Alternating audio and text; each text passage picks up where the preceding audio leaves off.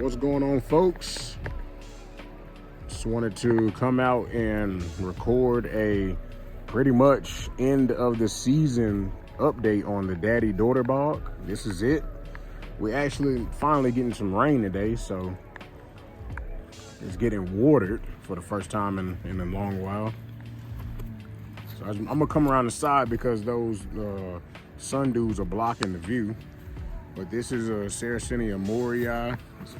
Putting up a decent sized picture after having done absolutely nothing this year. I just got nothing but solar panels, Phyllodia.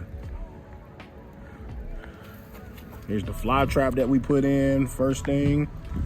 This is the one that I put in and it died all the way back. I thought it was dead, but it popped back up. That's another piece off of the same plant. This is a crimson sawtooth. So is that back there. Of course, the infamous Drosera tracei. And then this is a flava. I don't think it's a particular clone, but it's a really nice, I guess you can call it an ornata. But I love the shape of the lids. Look at this one.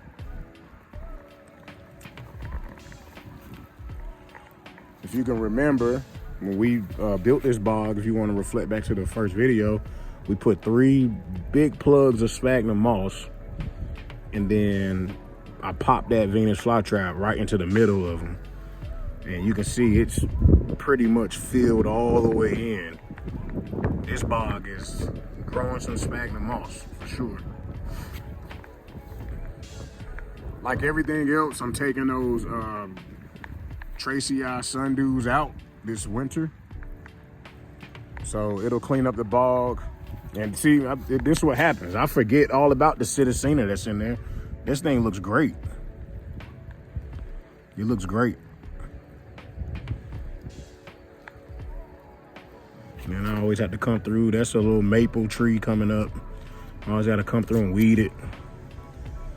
It's got cranberry plants in there too, but this maple tree's gotta go. It'll root in and wreak havoc. The longer I let it stay, the better the roots establish and the more havoc it wreaks when it comes out. But one thing that's astonishing about this little flava in the back, for one, it is extremely vigorous.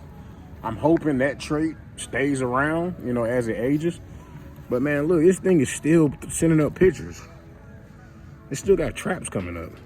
I'm gonna have to move it more than likely this winter because the growth points, it's got three full-size growth points, and when I planted it, it was only 1. So it did a lot of growth point production this year, and the other 2 growth points are growing sideways. They're going left and right.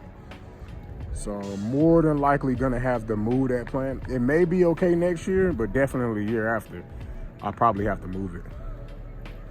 Here's that other crimson sawtooth. The thing looks good. This bog gets a lot of sun. It's probably, outside of the big bog garden and the flood table, it gets the most sun out of the rest of the bogs, these 2. This one sees 12 hours minimum because the sun pops up right over here and arches right over and sets over this side. So it goes right over this bog. It doesn't, these flowers don't seem like they want to go dormant. I'm okay with it. This is an areolata. That's a nice looking picture. It's throwing up its fall pictures now. Got some stuff coming up. But yeah, that's it. That's the daddy-daughter bog. Finally getting some rain. We haven't had much rain lately and I haven't watered it. So it's enjoying this little bit of rain that's coming up. I'll come through in a couple weeks and start trimming some of these old pictures back. I just haven't had time. But I'll see y'all on the next one. Thank you for watching the update. Like, share, subscribe. I really appreciate it. We will see you guys next time when we go to talk about something else that's out here in the yard.